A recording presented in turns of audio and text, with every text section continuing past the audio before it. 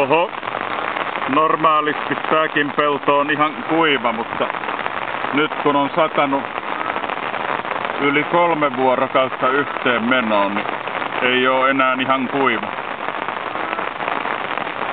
Onneksi tuolla taivaan rannalla näkyy jo vähän vaaleampaa taivasta.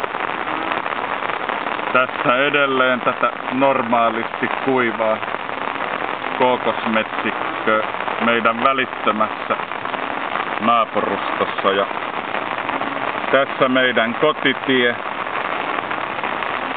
Tästä mennään naapurin suuntaan Hunsabaille ja vettä näkyy silläkin suunnalla. Ja siellä naapurin Sabain järkevä talo, joka on nostettu tommosten parrujen päälle, että siinä ei kauheasti vesi haittaa, mutta jonkun mopo on hyllätty tonne tien päähän, jossa asuu burmalaiset.